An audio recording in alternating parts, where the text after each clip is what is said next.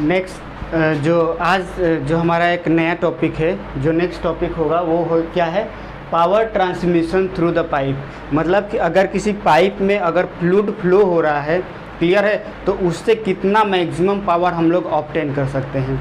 देखिए जो फ्लूइड का जो मेन, अभी जब हम लोग नेक्स्ट यूनिट जब हम लोग पढ़ेंगे तो वहाँ पे एक टरबाइन के बारे में हमें पढ़ना है। तो एक्चुअली वो टरबाइन क्या होता है कि एक पर्टिकुलर डैम में एक पर्टिकुलर हाइट तक हमारा जो है वो वाटर को हम लोग स्टोर करके रखते हैं, क्लियर है, और उसको फिर हम लोग थ्रू द पाइप, जैसे मान लीजिए यहीं पे देखिए, तो यहाँ पे हमारा क्या है, मान लीजिए ये डैम है, तो यहाँ पे वाटर स्टोर है, इसको इस पाइप के थ्रू यहाँ पे हम लोग ले आएंगे और यहाँ पे एक टरबाइन लगा हुआ रहेगा यहाँ नीचे में, और उस पानी को, इस वाटर को इस पर्टिकुलर टरबाइन के ऊपर ड्रॉप किया जाता है, जो बहुत तेज़ी से रोटेट करता है और हमें पावर ऑब्टेन करता है। तो ये जो टरबाइन यहाँ पे जब हम लोग ऑब्टेन करेंगे तो ये वाले पोर्शन का होल थ्योरी, न्यूमेरिकल और डेरिवेशन सब तो हम लोग जब आगे आने वाला यूनिट है उसमें करने वाले हैं। लेकिन आज हम लोग ये डिस्कस करने वाले हैं कि जब जितना मान लीजिए कि यहाँ पे पानी अवेलेबल है, मतलब ये हेड के फॉर्म में यहाँ पे हमारा एनर्जी अवेलेबल है, तो जब हम इसको पाइप के थ्रू यहाँ से लेके यहाँ तक ट्रांसमिट करते हैं तब कितना हमें पावर, मतलब कि यहाँ पे मिलना चाहिए, और कितना अमाउंट ऑफ जो है हमारा एनर्जी है during the transmission due to friction loss हो जा रहा है, तो उसी का हम लोग आज कैलकुलेशन करने वाले हैं। तो मतलब अगर ये पर्टिकुलर हेड H अवेलेबल है, तो अगर मैं इसको L लेंथ और D डायमीटर के पाइप से अगर मैं इसको मतलब कि इसको क्या बोलना चाहिए, वाटर को ट्रांसमिट करूंगा यहाँ से लेके यहाँ तक, तो कितना अमाउंट ऑफ एनर्जी हमें मिलना चाहिए, कितना पावर हमें मिलना चाहिए। वो अलग बात है कि फिर ड्यू टू सम टरबाइन का फ्रिक्शन होता है, टरबाइन लॉसेज होता है, तो वो अलग अलग करके कुछ अमाउंट कम मिलता है। लेकिन अगर मान लीजिए कि यहाँ तक अगर मैं पहुँचा देता हूँ पानी को, तो कितना अमाउंट ऑफ रियल में ये फ्लूइड के पास पावर है कि वो पावर को प्रोड्यूस कर सके, तो उसका अभी हम लोग डिस्कशन देखने वाले हैं। और इसके बाद का जो भी किस तरीके से ड्रॉप होगा, किस किस टाइप का टरबाइन यूज़ करेंगे, वो अगले जो यूनिट जब आएगा, जब टरबाइन वाला, उसमें हम लोग डिस्कशन करेंगे। तो क्लियर है। तो जैसे सबसे पहले अब इसको यूज़ क्या किया जाता है, ये जो पावर पाइप के थ्रू जो हम लोग पावर को फ्लूइड को जो हम लोग ट्रांसमिट करते हैं, तो उसको एक्चुअली यूज़ किया जाता है एक हाइड्रोलिक मशीन। हाइड्रोलिक मशीन मतलब वही टरबाइन हो गया, पंप हो गया, उसके हेल्प से हम लोग क्या करेंगे कि उस फ्लूइड को यूज़ करेंगे पावर ट्रांसमिशन में। क्लियर है। तो अभी हम लोग अभी पर्टिकुलर केस के लिए अभी हम लोग ये कंसीडर कर लेते हैं कि हमारा जो है वो H हेड ऑफ वाटर जो है वो इनलेट पे अवेलेबल है, मतलब एक पर्टिकुलर डैम में हमने H हाइट तक वाटर को स्टोर करके रखा है। अब हम लोग क्या कर रहे हैं, इस पर्टिकुलर वाटर को ट्रांसमिट कर रहे हैं, जहाँ पे हमारा हाइड्रोलिक मशीन होगा वहाँ पे कितना पावर प्रोड्यूस किया जाए, ताकि एक पर्टिकुलर पाइप के थ्रू ही ना ट्रांसमिट करेंगे। तो ये इनलेट पे हमारा अवेलेबल H अवेलेबल है। अब अगर एक बार मैं L लेंथ और D डायमीटर के पाइप से अगर मैं इस फ्लूइड को ट्रांसफ़र करूँगा इस पर्टिकुलर पॉइंट पे, तो यहाँ पे हमें कितना अमाउंट ऑफ एनर्जी या कितना हेड अवेलेबल है उसका हम लोग डिस्कशन देख रहे हैं। क्लियर है। तो H हेड जो है वो कितना था, इनलेट पे था हमारा, head of the water at the inlet. L और D है जो लेंथ ऑफ द पाइप और डायमीटर है। तो हम लोग ये बोलेंगे कि head available at outlet of the pipe. Starting में तो हमें H अवेलेबल था, लेकिन जब ये फ्लूइड ट्रांसमिट होकर जब यहाँ पे पहुँचेगा तब यहाँ पे कितना हेड अवेलेबल रहेगा, तो वो किसके बराबर हो जाएगा, जितना इनलेट पे हेड अवेलेबल है, और माइनस कर देंगे यहाँ से लेके यहाँ तक ट्रांसमिट होने में ड्यू टू फ्रिक्शन या अलग अलग लॉसेस कितना हुआ है। तो क्योंकि ये बहुत लंबे लंबे पाइप होते हैं, तो इसमें हम माइनर लॉसेस को नेग्लेक्ट कर सकते हैं। तो केवल मतलब लॉस किसके कारण होगा, ड्यू टू फ्रिक्शन, या जिसको कि हम लोग मेजर लॉस बोलते हैं। तो अगर H is the head available at the inlet और लॉस ड्यू टू फ्रिक्शन अगर HF है, तो हम ये बोल सकते हैं कि यहाँ पे जो हमारा हेड अवेलेबल होगा outlet of the pipe, pipe के इनलेट पे H है और आउटलेट ऑफ द पाइप पे जो हमारा हेड अवेलेबल होगा वो कितना हो जाएगा, H माइनस HF। क्लियर है। इतना हेड अवेलेबल है यहाँ पे। तो अगर ये इतना हेड अवेलेबल है, तो अगर मैं इसको पावर के टर्म्स में, ये एनर्जी किस टर्म्स में है, हेड के टर्म्स में है। क्लियर है। यानी कि एनर्जी पर यूनिट वेट के टर्म्स में है।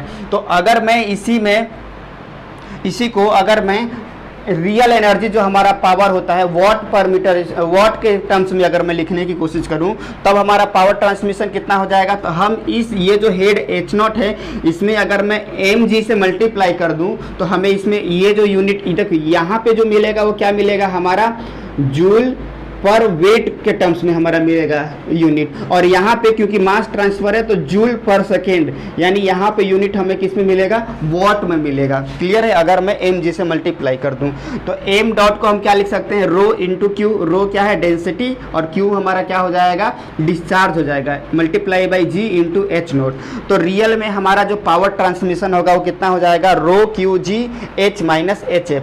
और ये जो हमें यूनिट मिलेगा, इन दोनों में कोई डिफरेंस नहीं है, बस यूनिट का डिफरेंस है। ये हमें देगा जूल पर वेट में देगा, और ये जो हमें यूनिट देगा वो हमें किस में देगा, वॉट में देगा। क्लियर है। तो इस तरीके से हम लोग डिराइव कर सकते हैं कि जो हमारा पावर ट्रांसमिशन होगा वो क्या हो जाएगा, रो क्यू जी H माइनस, और अगर HF की वैल्यू अगर हम इन टर्म्स ऑफ फ्रिक्शन का जो फॉर्मूला है उसमें पुट कर दें तो FLV²/2GD। तो जब भी, अब ये वाला देखिए सेम चीज़, ये जो फॉर्मूला है अभी हम लोग जब नेक्स्ट स्लाइड में देखेंगे तो वो न्यूमेरिकल में ये फॉर्मूला यूज हो जाएगा कि बोलेगा कि इनलेट पे हमारा हेड लेवल इतना है, लेंथ और इसका पाइप का डायमीटर और लेंथ दे देगा, तो बोलेगा कि कितना पावर जो है वो मैक्सिमम यहाँ पे हम ऑब्टेन कर सकते हैं at the outlet of the pipe. तो इस पर्टिकुलर फॉर्मूला से यूज करके हम लोग निकाल सकते हैं। क्लियर है। तो यहाँ पे देखिए आपको क्या देखने को मिल रहा है, अगर मैं इस P को वेलोसिटी के टर्म्स में लिखूं, जो कि मैंने यहाँ पे लिखा हुआ है वेलोसिटी के टर्म्स में, तो देखिए यहाँ पे रो क्यू और जी, रो और जी तो हमारा क्या होने वाला है, कांस्टेंट रहने वाला है। जो इनिशियल हेड अवेलेबल है वो भी कांस्टेंट रहने वाला है। पाई एफ जो फ्रिक्शन फैक्टर होता है वो भी कांस्टेंट रहने वाला है। लेंथ ऑफ द पाइप भी कांस्टेंट होने वाला है। डायमीटर भी कांस्टेंट रहने वाला है। यानी कि यहाँ पे जो हमारा जो P है वो किसका फंक्शन हो जाएगा, जो हमारा P है वो फंक्शन है वेलोसिटी का, क्योंकि डिस्चार्ज जो Q दिया है उसको भी हम लोग क्या लिख सकते हैं, डायमीटर का डायमीटर एरिया इंटू हमारा क्या हो जाएगा, वेलोसिटी। तो एरिया तो वो भी कांस्टेंट है। तो मतलब अल्टीमेटली यहाँ पे इस इक्वेशन में हमें ये देखने को मिल रहा है कि जो पावर है वो किसका फंक्शन है, वेलोसिटी का फंक्शन है। तो अगर मान लीजिए वो कंडीशन कभी हमें एग्जाम में पूछ देगा कि कितना मैक्सिमम पावर ट्रांसमिशन होगा एक पर्टिकुलर पाइप से अगर हम फ्लो कर रहे हैं, तो अब उसके लिए हम लोग क्या करते हैं, कभी भी किसी भी चीज़ का मैक्सिमम या मिनिमम निकालना होता है तो पहले हम लोग ये फाइंड आउट करते हैं कि वो पर्टिकुलर, जैसे ये पावर है तो पावर किसका फंक्शन हो गया, वेलोसिटी का फंक्शन हो गया।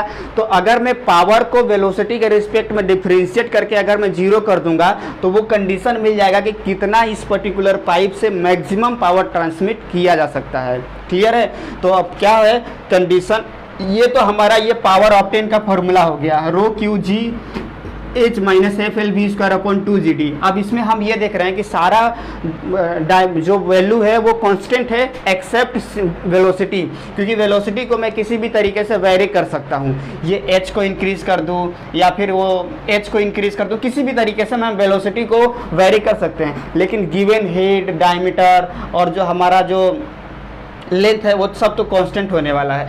तो अगर हम ये फाइंड आउट करें कि मैक्सिमम पावर ट्रांसमिशन का क्या कंडीशन होगा, तो इस पर्टिकुलर पावर को अगर मैं वेलोसिटी के रिस्पेक्ट में डिफरेंशिएट करके जीरो कर दूं तो देखिए हमें क्या मिलेगा, तो d/dv rho Q H Q minus Q into A, Q को मैंने अंदर ले लिया है। अब क्यू किसके बराबर होता है, एरिया इंटू किसके बराबर होता है, वेलोसिटी सा। तो एरिया कांस्टेंट होता है तो एरिया को बाहर रखते हैं, बाकी वेलोसिटी से यहाँ पे ब्रैकेट के अंदर में रखते हैं। तो अल्टीमेटली अगर मैं इसको क्यू के जगह में π/4 d² इंटू वी लिखूँ और π/4 d² यहाँ भी दोनों जगह कॉमन है तो उसको मैं बाहर ले लूँ, तो क्या में हमें मिलेगा rho G into π/4 d² into H into इसका जो v वाला टर्म्स है यहाँ पे हो जाएगा, और प्लस एक वाला v जो है वो स्क्वायर की जगह क्यू हो जाएगा। तो इस तरीके से वेलोसिटी के टर्म्स में हमारा हो गया। अब क्योंकि ये तो कांस्टेंट है तो ये कांस्टेंट के बाहर आ गया। अब इसका डिफरेंशिएशन अगर इससे करेंगे तो केवल h बचेगा, और इसका जब डिफरेंशिएट करेंगे तो 3 इंटू वी स्क्वायर, तो 3FLV²/2GD होगा। और अगर इक्वल टू 0 करेंगे तो अल्टीमेटली यहाँ से हमारा क्या मिलेगा, h इक्वल टू 3FLV²/2GD। और FLV²/2GD क्या होता है, 3F के बराबर है। मतलब यहाँ पे हमारा क्या मिला मैक्सिमम पावर कंडीशन के केस में, कि पावर ट्रांसमिशन मैक्सिमम होगा जब loss of head due to friction is 1/3 of total head.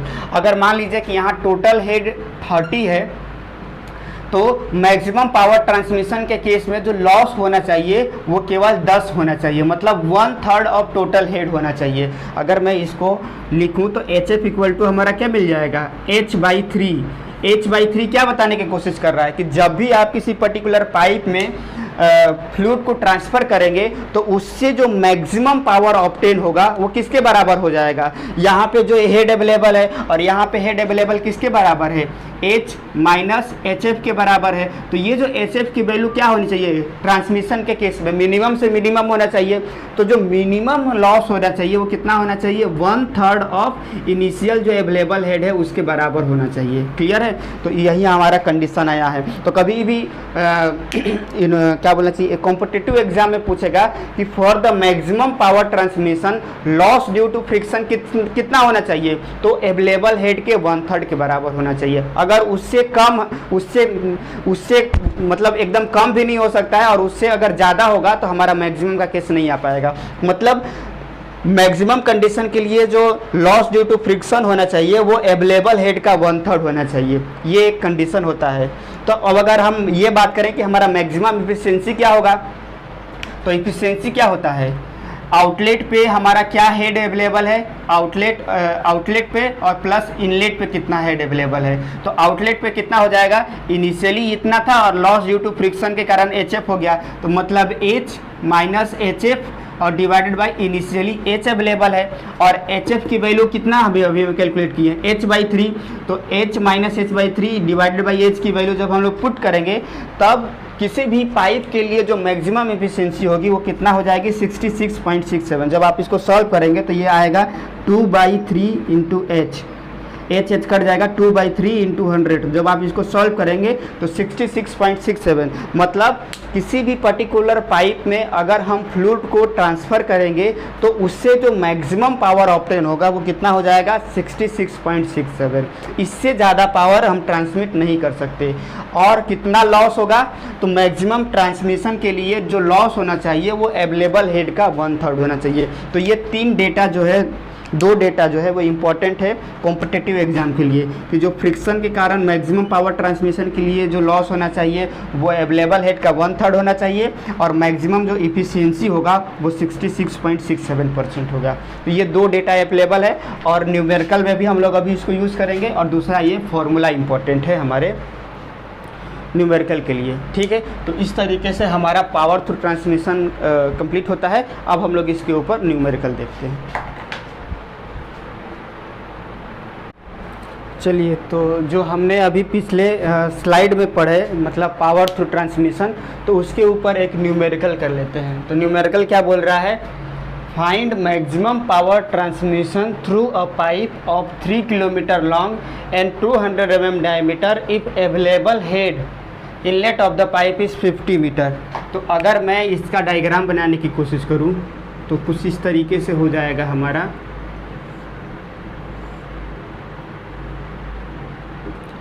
मान लेते हैं कि ये हमारा जो अवेलेबल हेड है तो वो कितना हो जाएगा, 50 मीटर जो है वो इनलेट पे हमारा अवेलेबल हेड है और ये जो है वो हमारा इस पाइप के थ्रू हम ट्रांसमिट कर रहे हैं जिसका लेंथ है 3000 मीटर और इसका ये जो डायमीटर है वो कितना है, 0.2 मीटर है। क्लियर है, और इनिशियली अवेलेबल हेड इतना है और हमें निकालना है क्या, maximum power transmission through a pipe. तो देखिए पावर ट्रांसमिशन का फॉर्मूला क्या होता है, P = m.g × h0, कि यहाँ पे हमारा कितना हेड अवेलेबल है वो हमें पता होना चाहिए। क्लियर है, तो अगर मैं इसमें ये लिख लूँ कि यहाँ पे अवेलेबल हेड कितना हो जाएगा, जितना इनलेट पे हेड है और माइनस फ्रिक्शन के कारण जो भी हमारा लॉस हुआ है, तो इतना के बराबर ही हो जाएगा हमारा। ठीक है, और अगर मैं इसको और फर्दर लिखूं तो हम क्या लिख सकते हैं, ρQ × G H minus HF, ये लिख सकते हैं हम लोग। तो ये हमारा फॉर्मूला होता है पावर ट्रांसमिशन का। क्लियर है, तो ये फॉर्मूला होता है। अब हम लोग देखते हैं कि देखिए फॉर मैक्सिमम पावर ट्रांसमिशन हमने क्या एक केस दिखा है, यहाँ पे चल नहीं रहा है ये, फॉर मैक्सिमम पावर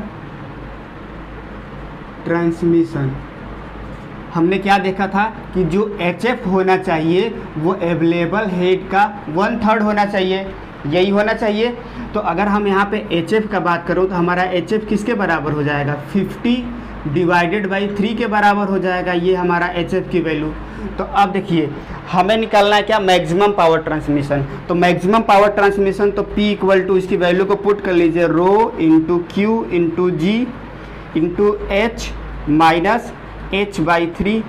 तो जब हम इसको सॉल्व करेंगे तो ये कितना बचेगा, 2/3, मतलब 2/3 rho Q G into H. तो ये हमारा हो जाएगा मैक्सिमम पावर ट्रांसमिशन के केस में। यहाँ पे P maximum power transmission 2/3 into rho of water, Q हमें अभी पता नहीं है, डिस्चार्ज निकालना पड़ेगा, G पता है, H पता है। अब देखिए Q कैसे निकलेगा, तो हम लोग को Q निकालना है, तो मतलब डायमीटर दिया हुआ है। तो अगर हम किसी तरीके से वेलोसिटी फाइंड आउट कर लें तो अल्टीमेटली हमारा क्या हो जाएगा, इस पर्टिकुलर केस के लिए हमारा वेलोसिटी निकल जाएगा तो डिस्चार्ज भी निकल जाएगा। तो देखिए HF इक्वल टू क्या होता है, FL/v² होता है। अब हमें HF पता है, वो किसके बराबर है, 50/3 के बराबर है। F की वैल्यू दिया है कि नहीं दिया है, तो एज्यूम कर लीजिए कि यहाँ पे F की वैल्यू 0.02 है। एक्चुअली वो देना चाहिए, लेकिन मान लीजिए नहीं दिया है या फिर क्वेश्चन से हमारे छूट गया है, तो हम कंसीडर कर लेते हैं कि F की वैल्यू मान लीजिए 0.02 दिया है। तो 0.02 लेंथ दिया हुआ है हमारा कितना, 3000 इंटू वेलोसिटी हम फाइंड आउट करेंगे, multiply by 2 into 9.81 into diameter दिया है 0.2। तो यहाँ से हमारा वेलोसिटी, इसको सॉल्व कर लेते हैं तो आ जाएगा, तो वेलोसिटी का स्क्वायर किसके बराबर हो जाएगा, 50 into 2 into 9.81 into 0.2 divided by 3 into 0.02 into 3000, और इसका फिर रूट ले लेंगे तो हमारा वेलोसिटी आ जाएगा 50 इंटू 2, ये सब इधर चले जाएगा और ये फिर यहाँ आ जाएगा 0.02 3000। ठीक है, तो इसको हम लोग सॉल्व कर लेते हैं, कितना वेलोसिटी आ रहा है, √50 into 2 into 9.81 into 0.2 divided by 3 into 0.02 into 3000। तो हमारा वेलोसिटी आया 1.04 मीटर पर सेकेंड। तो यहाँ से मैं डिस्चार्ज भी निकाल सकता हूँ, Q इक्वल टू, तो वो कितना हो जाएगा, π/4 इंटू d² इंटू वेलोसिटी। तो वो हो जाएगा π/4 इंटू 0.2 का स्क्वायर इंटू 1.04। तो ये कितना आ रहा है, इसको देख लेते हैं।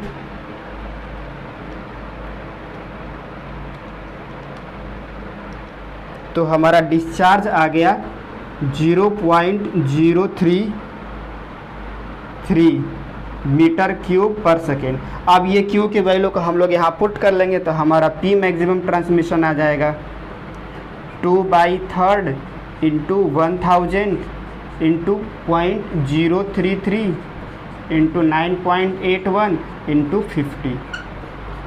तो हम लोग देख लेते हैं कितना आ रहा है,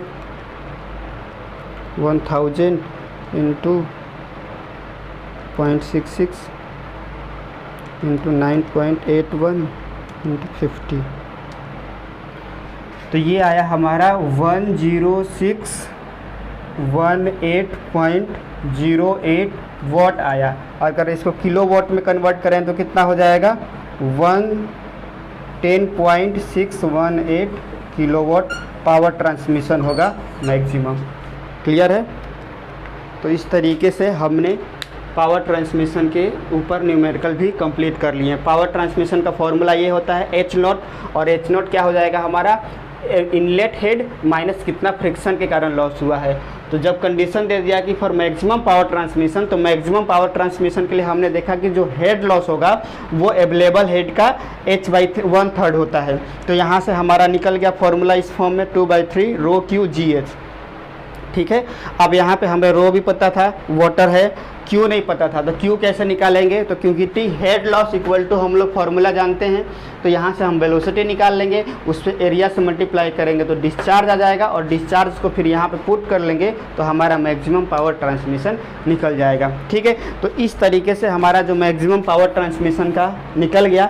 अब और क्या क्वेश्चन आ सकता है कि बस वही सेम, फिर मान लीजिए कि डिस्चार्ज निकालने के लिए बोल देगा, पावर दे देगा तो ये निकालने के लिए बोल देगा, या फिर वेलोसिटी दे देगा बोलेगा कि, और पावर दे देगा बोलेगा कि कितना अवेलेबल हेड अवेलेबल रहेगा। तो बस मतलब कि फॉर्मूला यही एक यूज होने वाला है और दूसरा ये वाला यूज होने वाला है, और ये तो हम लोग ऑलरेडी जानते हैं। ये 2 या 3 फॉर्मूला ही यूज़ करके डेटा चेंज करके नंबर ऑफ क्वेश्चंस मतलब चेंज कर सकता है, बाकी और कोई अलग से इस पर कोई कॉन्सेप्ट लगने वाला नहीं है।